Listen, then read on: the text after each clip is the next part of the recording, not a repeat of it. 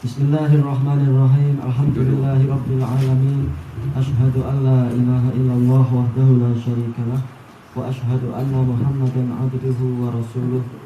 Allahumma shalli ala Muhammadin abdika wa rasulik wa ala alihi wa ashabihi ajma'in. Amma ba'd. Masih membahas tentang definisi ibadah. Qala Syekh Abdurrahman Al-Syaikh rahimahullahu taala wa qala Al-Qurtubi aslul ibadah at-tadhallulu wal khudu'. Al-Qurtubi mengatakan asal ibadah adalah tadhallul, yaitu menghinakan diri, khudu' yaitu menundukkan diri, tunduk kepada Sang Pencipta. Disebutkan dalam catatan kaki di sini, la yakfi fil ibadah at-tadhallulu wal khudu' bidunin mahabbah. Tidak cukup di dalam ibadah itu hanya menghinakan diri dan menundukkan diri tanpa adanya rasa cinta. Idla budda minal mahabbah. Kenapa? Harus ada rasa cinta. Dan ini juga dijelaskan oleh Syekhul Islam Ibnu Taimiyah rahimahullah di dalam kitab beliau Al-Ubudiyah, bahwasanya asal dari ibadah adalah apa? Yaitu ghayatul mahabbah wa ghayatu at-tadhallul. Puncak rasa cinta dan puncak penghinaan diri. Jadi harus ada apa? Rasa cinta. Baik. Kemudian beliau mengatakan, qala Ibnul Qayyim rahimahullah fin Nuniyah, wa ibadatur rahmani ghayatu hubbihi ma'dzulli abidihi huma qutbani. Ibadah kepada Ar-Rahman adalah puncak rasa cinta kepadanya disertai dengan kehinaan hambanya kepadanya. Dan dua-duanya adalah kutub, yaitu apa? Poros peredaran ibadah adalah ini, puncak rasa cinta dan puncak penghinaan diri. Wa madaruhu bil amri amru rasulihi la bil hawa wan nafsi wasyaitani. Dan peredaran ibadah itu adalah dengan perintah, yaitu ikut syariat. Syariat siapa? Syariat Rasulnya, bukan dengan hawa nafsu, bukan pula dengan yaitu keinginan jiwa, dan bukan pula dengan bisikan setan. Harus apa? Ikut apa yang digariskan oleh Rasul. Wa anna hadza sirati mustaqiman fattabi'uhu wa la tattabi'us subula fatafarraqa bikum an sabilih. Dan bahwasanya yang aku wasiatkan kepada kalian ini tadi semua adalah jalanku, dalam keadaan dia itu lurus, maka ikuti jalan itu, jangan ikuti jalan-jalan yang lain yang menyebabkan kalian tercerai-berai dari jalan Allah. Harus ikut jalan yang benar, tidak mencari jalan-jalan sendiri sesuka hati. Tayyib. Kemudian kita lanjutkan, wa qala aidan fi tafsir kembali ke yang di atas ya. Wa summiyat wadhaifu syar'i 'alal mukallafin ibadat. Tugas-tugas syariat kepada orang-orang yang mendapatkan beban itu dinamakan sebagai ibadah, li'annahu yaltazimunaha, karena mereka itu setia untuk menekuninya. Setiap hari sholat 5 waktu, setiap hari berzikir, setiap hari baca Quran. Memang ini adalah ibadah yang menjadi tugas. Wa yaf'alunaha, dan mereka mengerjakan itu khadi'ina mutadzallilina lillahi ta'ala, dalam keadaan mereka tunduk dan menghinakan diri kepada Allah Ta'ala. Wa ma'nal ayah, makna dari ayat ini yaitu apa? Wa ma khalaqtul jinna wal insa illa liya'budun. Annallaha ta'ala akhbara annahu ma khalaqal jinna wal insa illa liibadatih. Bahwasanya Allah Ta'ala mengabarkan bahwasanya dirinya itu tidaklah menciptakan jin dan manusia kecuali untuk menyembah dirinya, untuk para hamba itu beribadah kepada dirinya. Fahadha huwal hikmatu fi khalqihim, maka inilah hikmah diciptakannya manusia dan jin, yaitu untuk beribadah kepada Allah. Tidak tujuannya adalah untuk berebut kursi kekuasaan dengan alasan Allah Ta'ala berfirman, inni ja'ilun fil ardi khalifah, sesungguhnya aku jadikan di bumi khalifah. Khalifah itu maksudnya adalah yakhlufu ba'duhum ba'da, yang satu menggantikan yang lain, yaitu kehidupan manusia. Generasi ini meninggal, diganti generasi berikutnya, berikutnya meninggal, diganti berikutnya, untuk memakmurkan bumi. Assalamualaikum warahmatullahi wabarakatuh. Dan memakmurkan bumi itu adalah dengan ibadah, bukan dengan menumpahkan darah demi mencari kekuasaan politik, bukan. Tapi untuk ibadah seperti yang Allah gariskan, bukan seperti yang kita inginkan. Maka sejak pertama Rasulullah SAW bukan dakwahnya mencari kursi, walaupun sudah ditawari oleh Al-Walid ibnul Mughirah. Kalau engkau ingin kekuasaan, kami jadikan engkau orang nomor 1. Tidak ada yang lebih tinggi dari engkau. Ternyata Rasulullah tidak menginginkan itu. Tapi yang beliau inginkan adalah para hamba itu mau ibadah kepada Allah, bukan semata-mata diangkat hamba itu di bawah kekuasaan beliau. Seandainya dakwah itu intinya adalah untuk cari kerusi, begitu Fir'aun tenggelam dengan tentaranya yang berjumlah lebih dari 600.000 itu, Musa harusnya lihat, oh ini peluang besar, saya kembali ke Mesir, saya dapat itu. Enggak, ibadah itu adalah ikut syariat Allah. Sementara Allah telah mewahyukan kepada beliau, yaitu bawa seluruh Bani Israel kepada negeri nenek moyang mereka, yaitu yang di wilayah Haran, yaitu tempatnya Nabi Ibrahim, yang di Syam, di Palestina itu. Bukan, ini kesempatan wilayah kosong, kita akan menguasai Mesir. Bukan itu. Ikut syariat, bukan ikut hawa nafsu. Tayyib. Kemudian beliau mengatakan qultu wahia al-hikmatu syar'iyyatu diniyah. Dan ini adalah hikmah syariah yang bersifat keagamaan. Sama ini syar'iyyah diniyah. Hikmah diciptakannya manusia dan jin adalah agar mereka mau beribadah kepada Allah. Disebutkan dalam catatan kaki yang kedua, kalau tempat anak yang kedua, yakni anna minan nas man ya'budullah wa minhum man la ya'buduh. Yaitu kenyataannya di antara manusia ada yang mau menyembah Allah dan ada juga yang tidak mau menyembah. Tayyib. Fahiya hikmatun syar'iyyah ma'murun biha.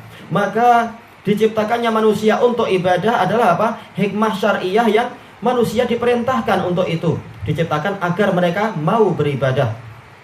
Walaisat hikmatan qadariyah, bukan hikmah yang bersifat takdir. Tidak seperti ucapan orang-orang Jahmiyah. Maksudnya adalah mereka memesongkan ayat, tidaklah aku ciptakan jin dan manusia kecuali agar mereka beribadah padaku. Jadi begitu mereka diciptakan, apapun langkah mereka itu adalah ibadah. Sama saja mereka sedang tidur, ataukah sedang mencuri, ataukah sedang sholat, ataukah sedang minum minuman keras, itu semua adalah ibadah. Karena diciptakan untuk ibadah, berarti seluruh gerakannya adalah ibadah. Ini salah besar. Assalamualaikum. Kalau itu adalah tujuan yang betul, semua gerakan manusia itu sudah otomatis sebagai ibadah. Tidak perlu para rasul itu datang untuk untuk memerangi kaum yang durhaka itu, karena mereka sedang dalam ibadah. Kalau memang itu adalah suatu bentuk ibadah. Makanya di sini beliau menjelaskan liya'budun, lamnya ini adalah hikmah syar'iyyah, yaitu Allah mensyariatkan agar mereka mau ibadah. Kenyataannya ada yang mau ibadah, ada yang tidak mau. Bukan seperti yang dipahami oleh orang Jahmiyah. Memahami ayat yang sangat penting ini aja mereka gagal. Mengatakan seluruh langkah kita adalah ibadah, karena kita diciptakan untuk ibadah. Jadi mereka memahaminya hikmah adalah hikmah qadariyah, yaitu takdir. Gerakan kita semuanya adalah ditakdirkan untuk ibadah, langkahnya semua itu. Walaupun kita sedang durhaka pada orang tua, atau kita sedang membakar masjid, naudzubillah, itu ibadah, kata mereka. Dan pemikiran ini, lamnya mereka jadikan itu adalah lamul akibah, bukan lamul hikmah syar'iyyah. Itu adalah sudah menular kepada orang-orang sufiah. Kalam-kalam mereka banyak yang seperti itu. Tayyib. Sebagaimana ucapan sebagian orang-orang sufiah ketika ada orang melarang temannya untuk minum khamar, maka Syekh Sufiah mengatakan, jangan engkau larang, dia sedang ibadah ini. Karena Allah menciptakan dia untuk ibadah, berarti seluruh gerakan dia adalah ibadah. Tayyib. Dan ini adalah salah besar, pemahaman yang keliru. Tayyib. Jadi lamnya ini adalah hikmah syar'iyyah diniyah, bukan hikmah qadariyah atau yang diistilahkan dengan lamul akibah. Akibatnya mereka ibadah, bukan. Banyak dari mereka yang tidak ibadah. Maka sampai Allah mengkafirkan para pendusta para rasul, mengkafirkan orang-orang yang menentang Al-Qur'an dan seterusnya. Tidak dikatakan mereka sedang ibadah itu. Ibadah dalam artian ibadah yang Allah ridhoi, ibadah kepada Allah. Mereka ibadah pada jin sebenarnya, karena taat pada jin yang durhaka. Kemudian beliau mengatakan, walaisat hikmatan qadariyatan la budda min wuqu'iha minal jinni wal insi ajmain. Jadi lamnya tadi, yaitu hikmah diciptakannya manusia dan jin, ini hikmah syar'iyyah, bukan hikmah takdir yang pasti terjadi dari manusia dan jin semuanya. Semuanya dinilai sudah ibadah, bukan. Fala nafhamu minal ayah annal insa wal jinna kullahum ibadun lillahi ya'budunah. Maka kita tidak memahami dari ayat Adz-Dzariyat tadi itu bahwasanya manusia dan jin semuanya adalah sudah menjadi hamba Allah yang menyembah Allah. Lakin nafhamu minha annahum kullahum ma'murun bi ibadatillah. Tetapi kita pahami dari ayat tadi adalah bahwasanya mereka semua diperintahkan untuk beribadah kepada Allah. Wa min haitsul waqi', adapun kenyataannya minhum man ya'budu wa minhum man la ya'budu. Di antara mereka ada yang menyembah Allah, di antara mereka ada yang tidak mau menyembah Allah. Tayyib. Makanya ayat ini dijelaskan dengan ayat yang lain. Ayat apa itu? Walaqad ba'atsna fi kulli ummatin rasula an ibudullaha wajtanibut taghut faminhum man hadallahu wa minhum man haqqat 'alaihi dhalalah.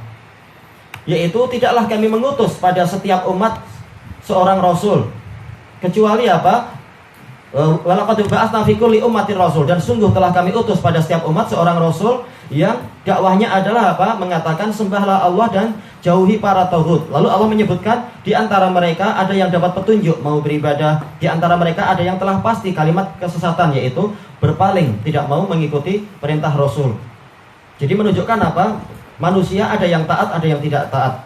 Jadi bukan semuanya dinilai sedang ibadah. Baik. Kemudian kita lanjutkan, memang ini bahaya. Bahkan apa? Kalau kita tidak hati-hati, kita akan tertipu dengan gaya bahasa orang-orang yang memesongkan ayat tadi. Ini bahaya memang. Maka kita harus paham, lamnya adalah apa? Lam al-hikmah asy-syar'iyyah. Baik. Sebagaimana apa? Ini ma'ruf. Bahkan apa? Ucapan orang tua. Saya melahirkan anak saya ini adalah agar dia jadi anak soleh, atau agar dia itu menjadi apa? Menjadi orang yang berbakti bagi bangsa dan negara. Kenyataannya ada yang lahir jadi orang yang soleh, ada yang bahkan jadi samseng dan lain-lain. Jadi tujuannya ini, tapi kenyataannya lain-lain. Itulah yang dimaksudkan di sini. Bukan berarti begitu dilahirkan semuanya pasti sudah dinilai sedang apa? Berbakti pada bangsa dan negara, walaupun sedang meruntuhkan jembatan dan seterusnya. Ini sekedar apa? Tujuan, bukan langsung otomatis tercipta seperti itu. Baik, kita lanjutkan. Wa qala aidan fi tafsiri hadhil ayah. Oh, yang di atas ya. Qala al-Imad Ibnu Katsir, yaitu ma'ruf Imam Imaduddin Ismail Ibnu Katsir. Wa ibadatuhu hiya ta'atuhu bi fi'lil ma'mur wa tarkil mahdzur. Dan ibadah kepada Allah adalah menaati Allah dengan menjalankan apa yang diperintahkan dan menjauhi apa yang dilarang. Tidak seperti ucapan sebagian orang Jahmiyah itu. Walaupun sedang maksiat, ini sedang ibadah. Bukan, bahkan apa itu namanya durhaka. Tayyib. Wa dzalika huwa haqiqatu dinil Islam. Dan inilah hakikat agama Islam, yaitu apa? Taat kepada Allah, menjalankan perintah, menjauhi larangan. Bukan hanya apa? Mengatakan iman itu di hati, sementara sehari-harinya durhaka. Tayyib. Li'anna ma'nal Islam al-istislamu lillahi ta'ala. Karena makna Islam adalah kita tunduk patuh kepada Allah Ta'ala, istislam. Disuruh apa mau, ini namanya Islam. Al-mutadamminu ghayatal inqiyad, yang mengandungi puncak kepatuhan. Disuruh apapun mau, disuruh ganti kiblat pun mau, karena yang penting bukan menghadap sana sini, tapi Allah nyuruh apa. Wadzul, puncak penghinaan diri. Wal khudu, yaitu menundukkan diri. Jadi memang kita ikut Allah dan Rasulnya, bukan ikut hawa nafsu sendiri. Walaupun apa? Mengaku cinta, tapi kalau tidak taat, maka ini adalah dusta. Maka seperti yang dinukilkan oleh Imam Ibnul Qayyim dari apa? Para ulama-ulama sebelum beliau. Ibnul Qayyim, beliau jelas pengalaman sangat banyak. Beliau dulu adalah Imam Sufiyah. Yaitu apa? Tentang ulama-ulama yang masih lurus dari kalangan orang-orang zuhud. Ketika para ulama itu ditanya, mana yang lebih penting? Ketika saya sedang apa? Jum'iyat, yaitu apa? Saya sedang mengkonsentrasikan jiwa kepada Allah. Tahu-tahu ada panggilan adzan. Lalu apa yang harus saya lakukan? Kalau saya menjalankan panggilan adzan, yaitu wudhu, kemudian sholat, maka konsentrasi saya pecah. Saya harus jalan ke masjid, begini-begini, harus meluruskan barisan lagi, dan seterusnya. Konsentrasi saya kepada Allah nanti pecah. Tapi kalau saya tidak ikut adzan, saya masih tetap apa? Memusatkan perhatian dengan Allah. Maka ulama salaf, ulama zuhud dari kalangan salaf mengatakan, walaupun engkau sedang ada di bawah arus, kalau ada panggilan adzan engkau harus datang. Karena yang penting bukan engkau sedang di bawah arus, tapi Allah nyuruh datang ke masjidnya, engkau harus datang. Baik. Nah, kemudian Ibnul Qayyim mendatangkan apa? Contoh yang sangat bagus, yaitu, dan ini diambil dari para ulama beliau. Dan ini kalimat yang betul, yang harusnya apa? Orang sufi taat pada kalimat ini. Yaitu contohnya adalah seorang raja yang betul-betul di puncak kebaikan. Kemudian raja ini memiliki 2 pembantu. Sama-sama pembantu ini sangat setia dan cinta pada raja itu. Kemudian sang raja ingin menguji, betulkah mereka itu cinta yang murni ataukah ternyata cintanya itu palsu. Maka raja ini mengatakan kepada mereka berdua bahwa surat ini, engkau pergi ke sempadan sebelah sana, kemudian bacakan surat ini kepada mereka, suruh mereka untuk mengerjakan perintah ini dan begini. Yang taat kasih hadiah, yang tidak taat engkau perangi dia, engkau perangi mereka. Kemudian yang ini juga disuruh dengan yang sama di sempadan yang lain, engkau pergi ke arah sana, suruh orang-orang menjalankan isi perintahku ini, orang-orang yang memang di bawah kekuasaanku itu. Kalau mereka taat kasih hadiah, kalau mereka durhaka maka perangi mereka, sampai mereka betul-betul taat kepada raja mereka. Maka yang pertama langsung dia mengatakan sami'na wa ata'na, kami dengar dan kami taat. Langsung berangkat dia ke sempadan menjalankan itu semua dengan jerih payahnya, membacakan itu, menjelaskan itu. Kemudian yang taat dikasih hadiah, dikasih bagian-bagian hadiah. Yang durhaka diperangi. Demi apa? Demi agar mereka tidak berontak kepada raja yang sah tadi. Yang satu ditanya, kenapa kamu masih di depan sini? Kan sudah ada tugas. Dia mengatakan, wahai Tuan Raja, saya terlalu cinta pada Anda sehingga saya tidak mampu berpisah dari Anda.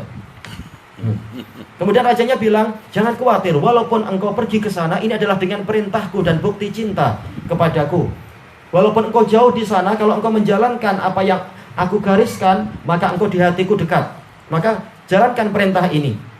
Orang ini mengatakan, wahai Tuan Raja, saya kalau pergi nanti jiwa saya tercerai-berai. Tapi kalau saya di hadapan Anda, saya akan terus menikmati wajah Anda. Dan ini adalah cinta yang besar.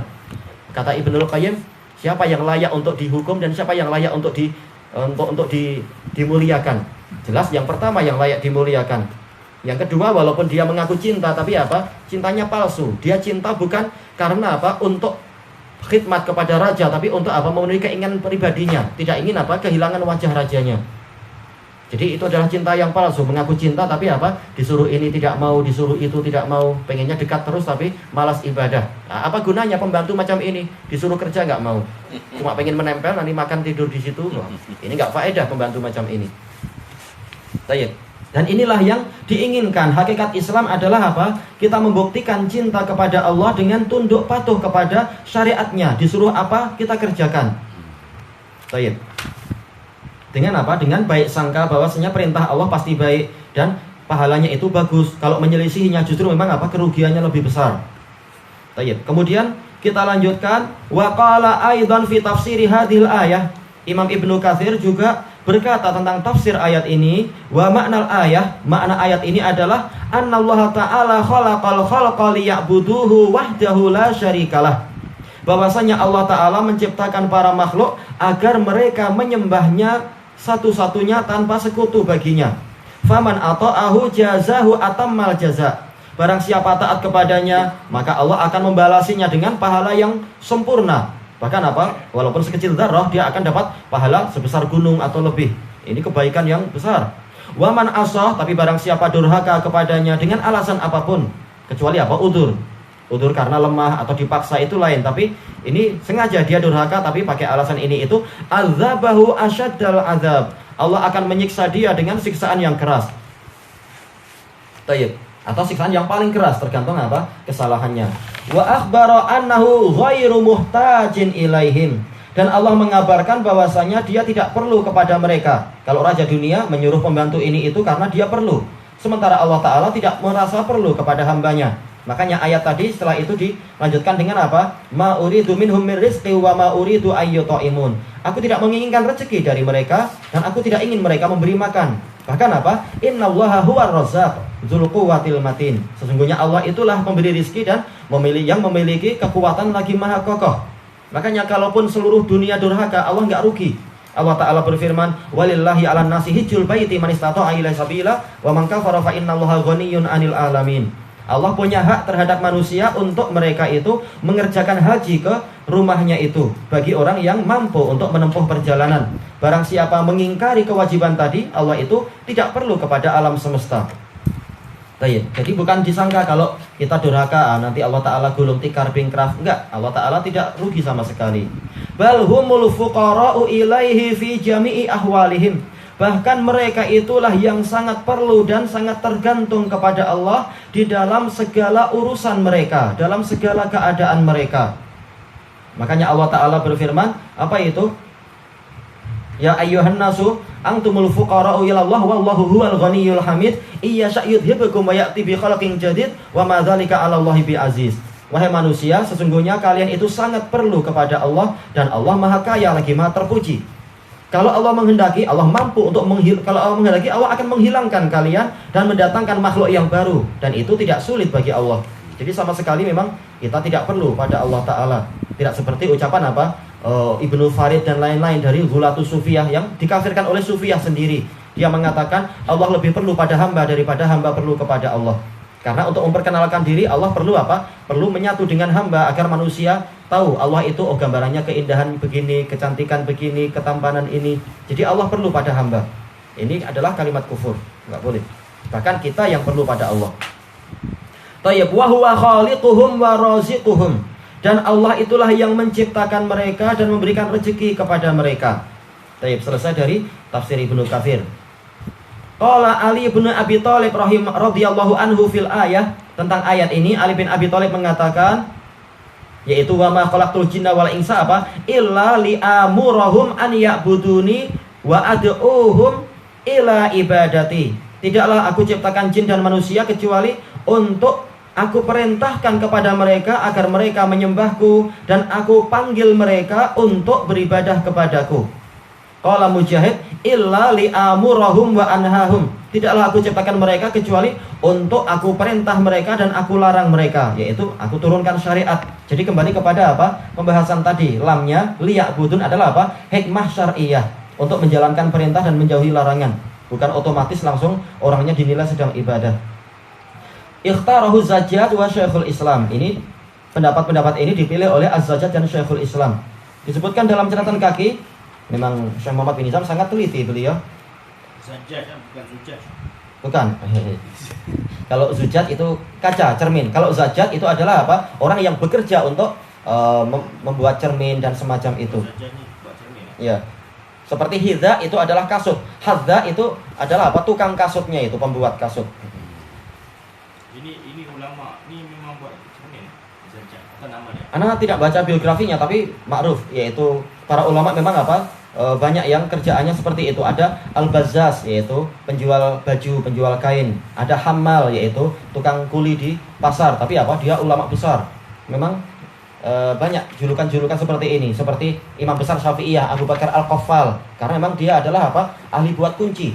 Bahkan di zaman itu beliau orang nomor 1 membuat kunci paling kecil di dunia pada waktu itu. Pandai, dari besi. Entah gimana itu. Masih sempat apa? Masih sempat untuk kerja, tapi juga apa? Sempat mengurus hadis, mengurus fikih dan hafalan dan seterusnya. Seni, ada seni. Ya, punya untuk pekerjaan. Biasanya adalah warisan dari orang tua, keahlian-keahlian waktu itu. Terkadang terpaksa. Baik, disebutkan di sini asar Ali radhiyallahu anhu, lam najid man asnadah. Kami tidak mendapatkan siapa yang menyebutkan sanadnya. Zakarahul Baghawi inda tafsir hadhil ayah.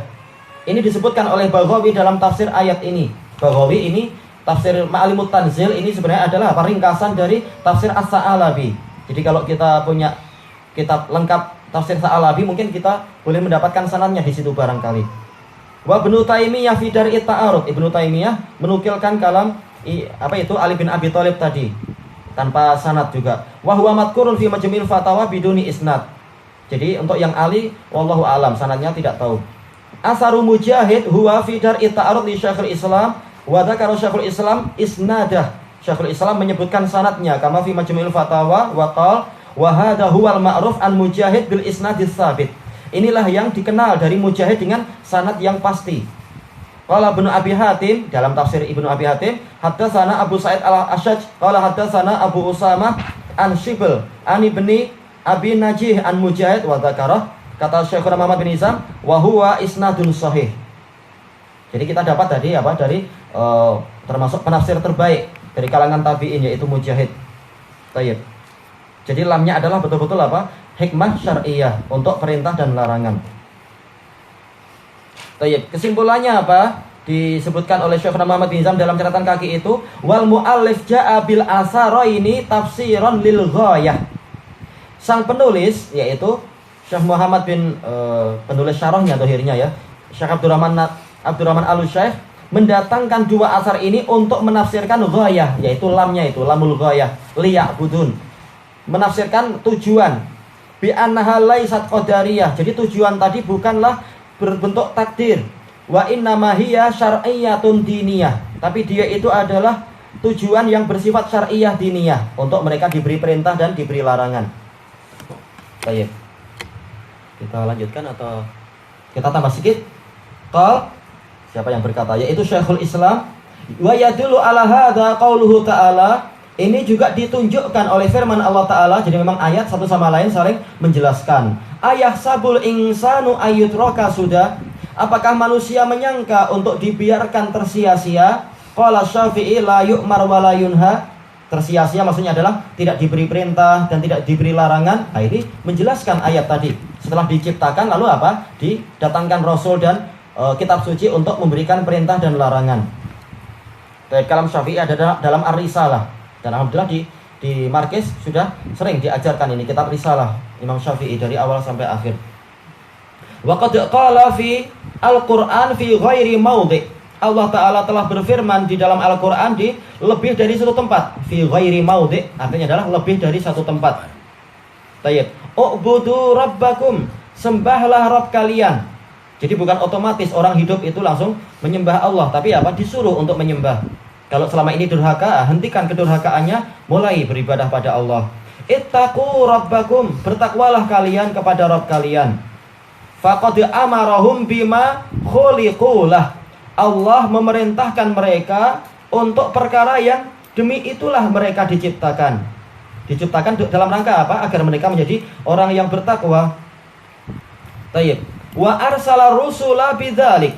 Dan Allah mengirim para rasul adalah untuk itu, menyuruh para hamba beribadah dan bertakwa kepada Allah. Ani'budullaha wattaquhu wa ati'un. Sembahlah Allah, bertakwalah pada Allah dan taatilah aku. Wa hadzal ma'na huwal ladzi qusida bil ayati qata'an. Makna inilah yang diinginkan dengan ayat Adz-Dzariyat tadi secara pasti. Wa huwal ladzi yafhamuhu jamaahirul muslimin. Dan inilah yang dipahami oleh jumhur muslimin. Jelas muslimin paham, orang diam saja itu bukan ibadah. Tapi kalau dia mulai apa? Pakai kain sarung, kemudian wudu, kemudian sholat, nah ini dia sedang ibadah. Bukan otomatis seluruh gerakan dia adalah ibadah. Tapi Jahmiyah memang apa? Merusak pemikiran. Wa yahtajuna bil ayati alaih. Dan kaum muslimin berdalilkan dengan ayat tadi, ayat Adz-Dzariyat untuk apa? Untuk masalah ini. Manusia diciptakan adalah untuk menjalankan ibadah. Tayyib ilahuna wallahu a'lam.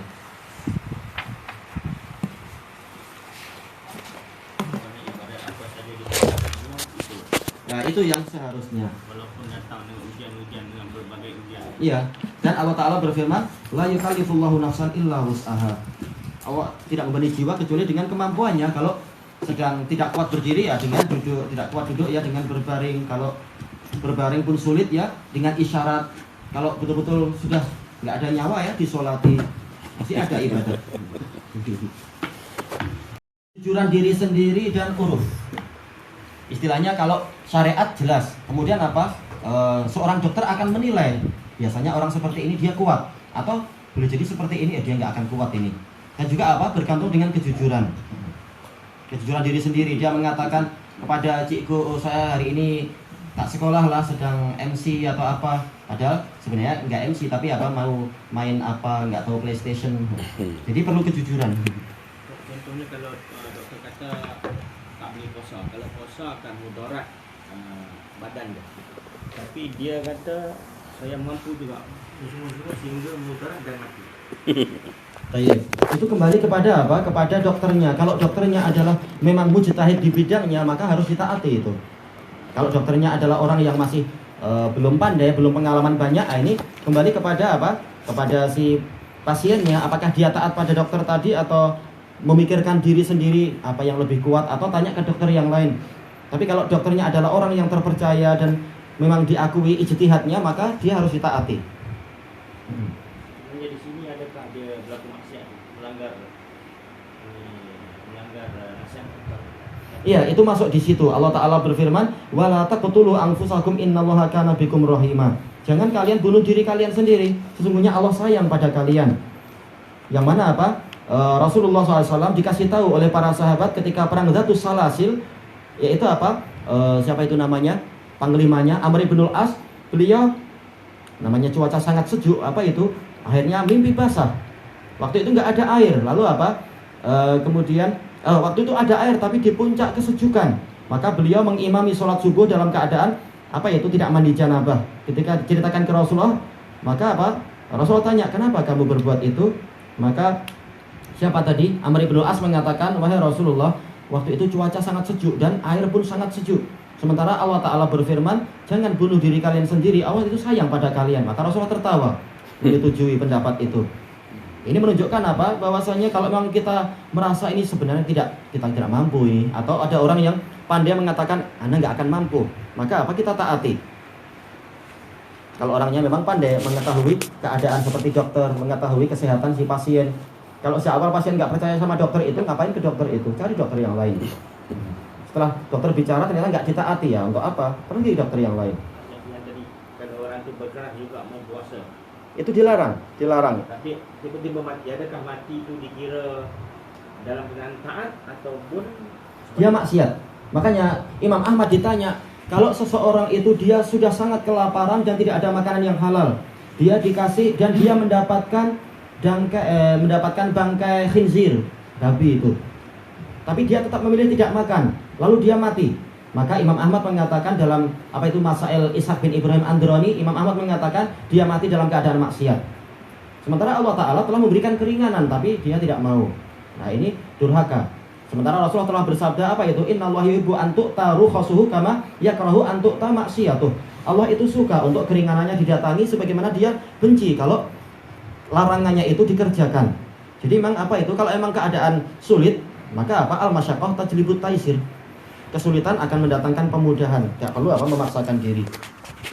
Ini kembali kepada apa? Penilaian diri sendiri atau penilaian orang yang pandai. Wallahu a'lam.